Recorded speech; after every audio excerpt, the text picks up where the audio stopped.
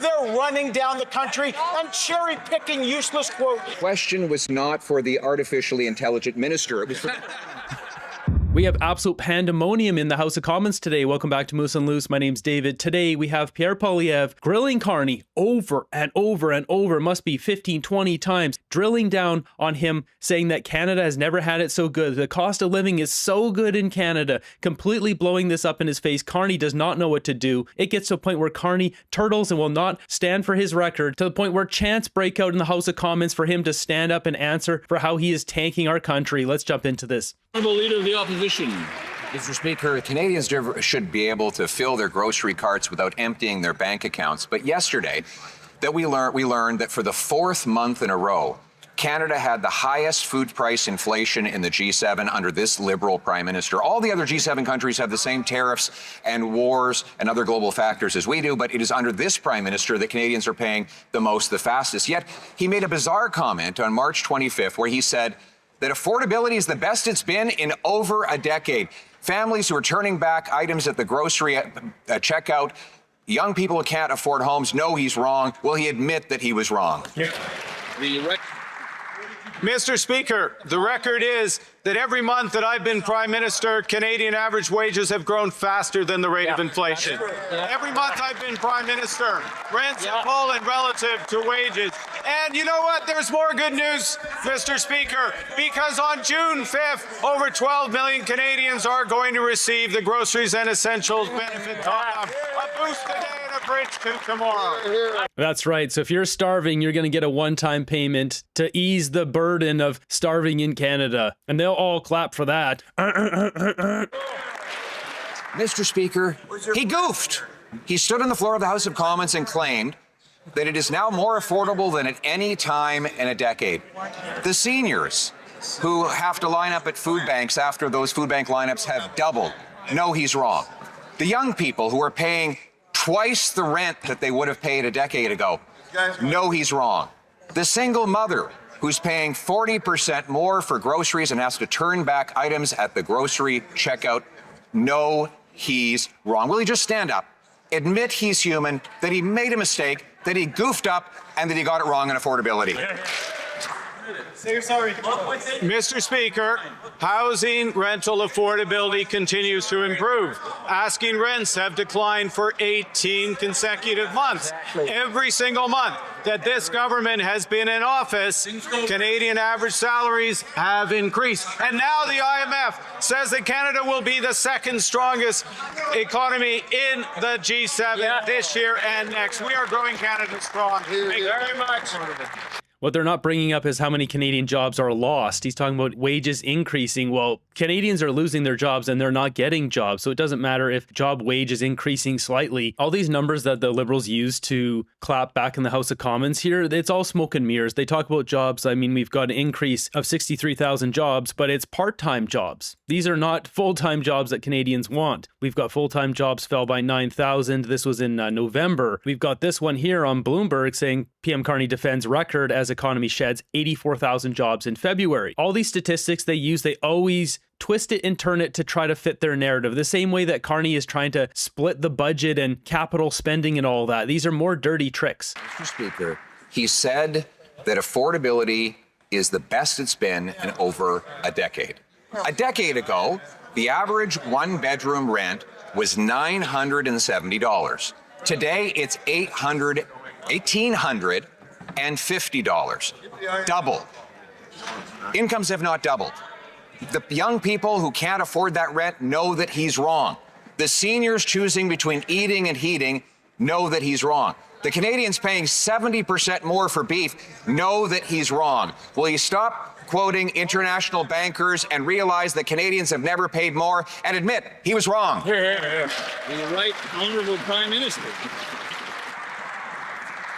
Mr. Speaker, asking rents have declined year on year for the 18th consecutive month. Growth in housing expenses have increased at less than the Bank of Canada's target, marking the 16th straight month of annual declines. Salaries continue to grow at more than twice the rate of inflation.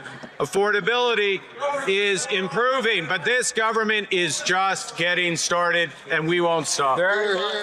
The reason why rent is going down is because the housing market is crashing. And as the value of real estate drops, the rent is tied to that. People get mortgages to pay for their houses. If the houses are cheaper, then the rents end up being cheaper because typically people just try to cover it. And that's where it usually ends up being. Some people take a loss on their rentals just to have the house gaining equity as well. They would hope it would be gaining equity, but it's doing the opposite right now. And that's why we see people losing $200,000 on a house and just having to eat that loss to get out of it. Canadians are hoping they do stop because they can't afford to pay one more penny. This Prime Minister is completely out of touch and Canadians are completely out of money. He thinks it's more affordable because his company puts its money in tax havens, so it's very affordable when you don't have to pay any tax. Meanwhile, the single mothers who are having to put their grocery items back, they understand that he's wrong to say affordability is better than ever before. The seniors who can't afford the doubling of rent under this Liberal government, they know he's wrong. Canadians know he's wrong. Will he stand up, admit that he goofed up, and that he was wrong on affordability? So Pierre's trying to get him on here because the media has been attacking Pierre for questioning his economic record or questioning his training because Carney's been lying to Canadians. And Pierre mentioned dodging taxes. Carney helped Brookfield dodge $5.3 billion in taxes. And yet somehow Canadians thought this is the right guy to be running Canada. The guy helping one of Canada's biggest companies dodge the most amount of taxes in our country. Mr. Speaker, I want to read into the record for the benefit of the Leader of the Opposition. I work for Canadians and only Canadians. I work for Canadians and only Canadians to improve their affordability. That's why we have the groceries and essential benefits, over $500 for 12 million Canadians. June 5th. That's why we're cutting the federal tax on fuel. That's why we're providing Canadians, average family, with over $20,000 in benefit from child care to dental care, farmer care. Hear, hear. He voted against. Carney's got nothing here. So jumping into the next section here after the Bloc got their questions in. Mr. Speaker, I gave the Prime Minister to correct the chance to correct the record, and he refused to do so. On March 25th, he made a inaccurate comment. He claimed that affordability was the best that it had been in over a decade. Rent has doubled in that decade. The cost of food is up 40%. The cost of beef is up 70%. The cost of mortgages is up well over 60%. And every Canadian knows that he got it wrong. He can't possibly fix a problem if he doesn't know it exists. Exactly. So will he stand up today, admit that he got it wrong, and admit that life has never been more expensive for Canadians? The Honourable Minister of Jobs and Family. Mr. Speaker, just moments ago, the Leader of the Opposition was talking Carney's too cowardly to stand up and defend his record. This is who Canadians voted for. About single mothers. And Mr. Speaker, what I'd like to say to all the single moms across the country is we've got your back. We've got your back with the Canada Child Benefit Payment that is indexed to inflation so that when the costs go up, so does your payment, something the Conservatives voted against. We've got your back when it comes to the cost of childcare, Mr. Speaker, to make sure that not only can you go to work and improve your skills, but you can actually pay for quality childcare while you do it. These guys vote against workers. We all know this is a load of crap. Most of the people who apply for that childcare do not get access. Their kids sit on the waiting list for 3 or 4 or 5 years until they don't need it, and then they don't get in. That's the reality of it. And now the Prime Minister has gone in the witness protection program, Mr. Speaker. 70% of the time he doesn't even show up to answer questions, and then he refuses to stand up for affordability. He made the comment that affordability was the best it's been in over a decade. This after the number of people lined up at food banks has doubled. The rent has doubled. Right. The cost of food is up 40%. We have the worst food price inflation in 40 years, and the Prime Minister cannot even stand in his place and debate me and answer the question, will he admit that he got it wrong on affordability like everything else? Yeah. Carney's laughing here. It's all a joke. Cut off. You can see him down here. He's having a laugh about this.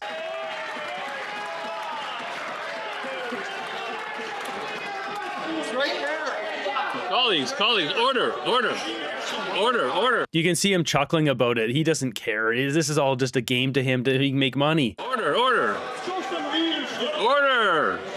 He's right there. Order.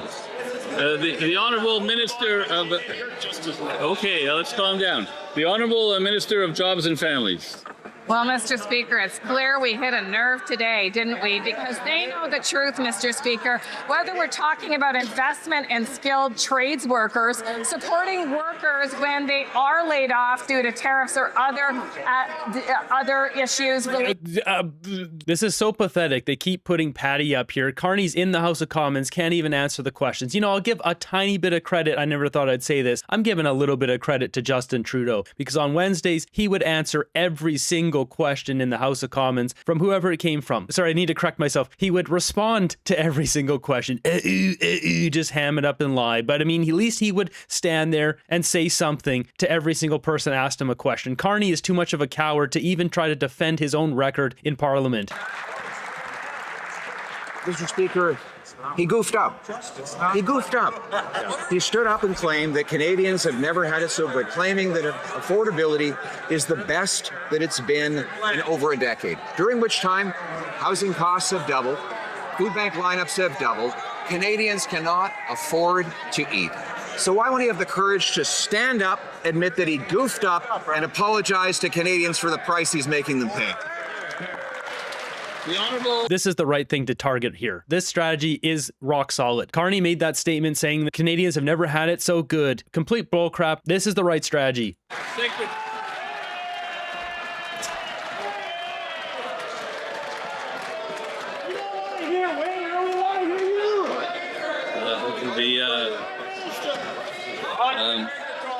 The Honourable...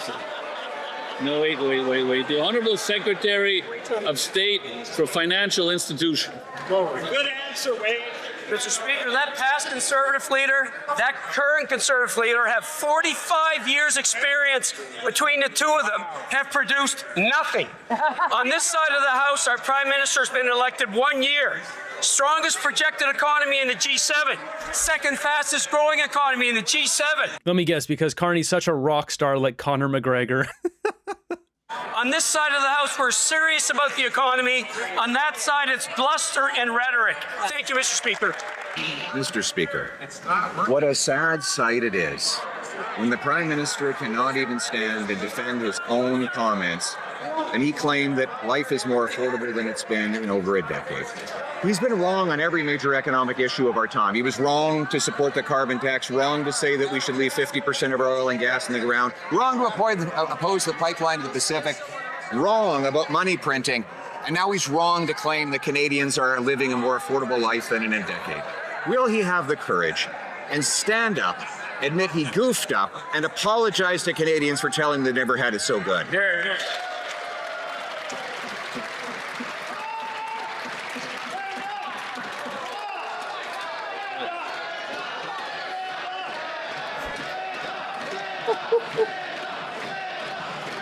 This is crazy.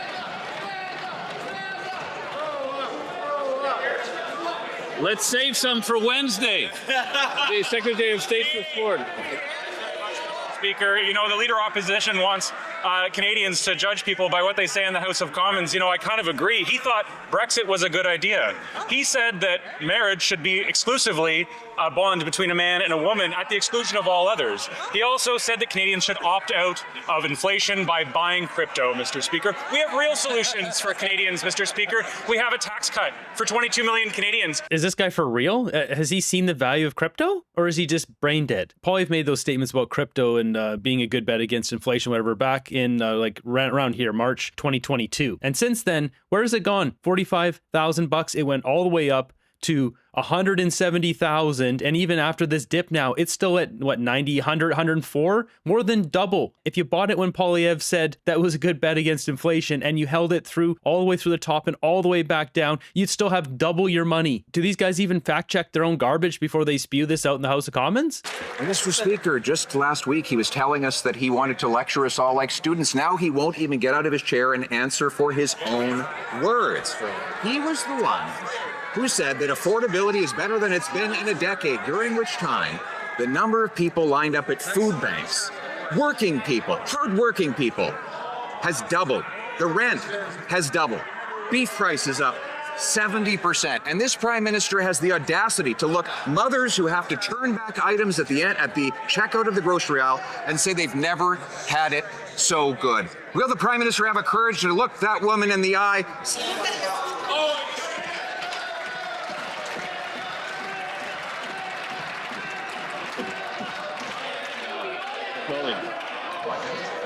Ollie. It's absolute chaos in here. I'm surprised Carney hasn't got up and left. Yeah,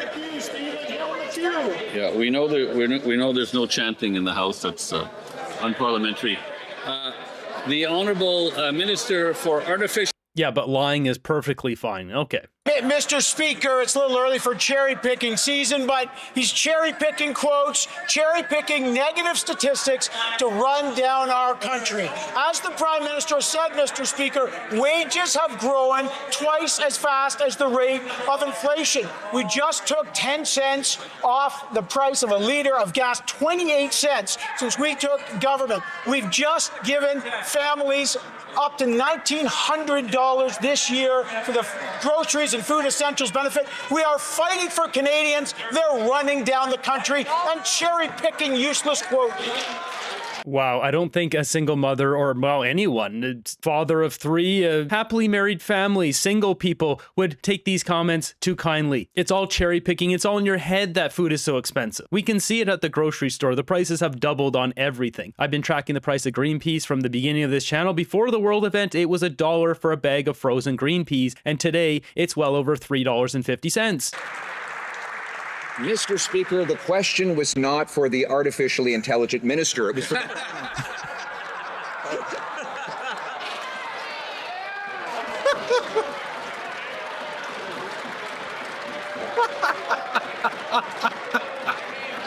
We know that epithets are not permitted, and we have to treat all honourable members with respect. That doesn't mean we can't have hard-hitting questions, but no nicknames, please. I goofed. I mixed up his title, Mr. Speaker. That's all I'm asking for the Prime Minister to do. He looked Canadians in the eyes. Canadians who are downgrading their diets, who are skipping meals so that their kids do not have to, and said that they've never had it so good, that affordability is the best that it's been in a decade. Anybody who spent 5 minutes studying the economic facts would know that food bank lineups have doubled, rent has doubled, the cost of everything is going up precisely because of his inflationary liberal policies.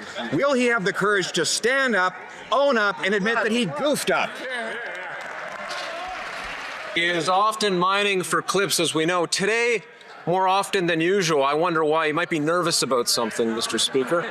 The champion of Brexit, the guy that wanted to cut the pensions of seniors. The champion of Brexit, as you saw from one of my previous videos here, how awful his record was in the UK. Yeah. On this side of the House of Commons, we'll be sincere, we'll be hardworking, we'll stand by our communities and our constituents, we'll put in place the foundations for the Canadian economy in the present and the future. That's exactly what we'll do.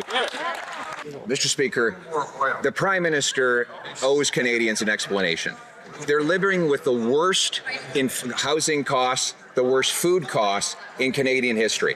They're living with the worst food price inflation in the G7, the worst household debt in the G7, the worst housing costs in the G7, the fastest shrinking economy in the G7, breaking every single promise that this Prime Minister made.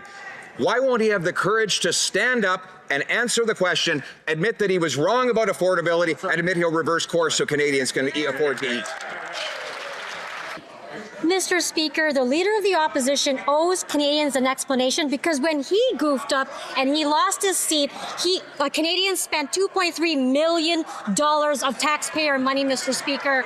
And Mr. Speaker... You can't use that argument. Chrystia Freeland and Bill Blair just ran for the election and suddenly they goofed up and stepped down just after the election, and now it's costing us $2.3 million times two, $4.6 million. Not to mention we'll have Wilkinson, Nate Erskine-Smith. How many millions of dollars? You can't use this argument. What we're doing, Mr. Speaker, on this side of the House to support women is through the National School Food Program. We're feeding 400... Oh, that's right, because the Liberals' record's so bad, now they have to feed children that are starving in our country. That's where this back and forth ends. And Carney, a guy who was getting thousands of dollars a week from the UK government for a housing subsidy just to live, he lived in this big palace, has the audacity to say that Canadians have had it so good when this guy doesn't even know what it's like to live in hard times. I have a feeling his arrogance arrogant statement there that Pierre was nailing on here today will come back to bite him badly.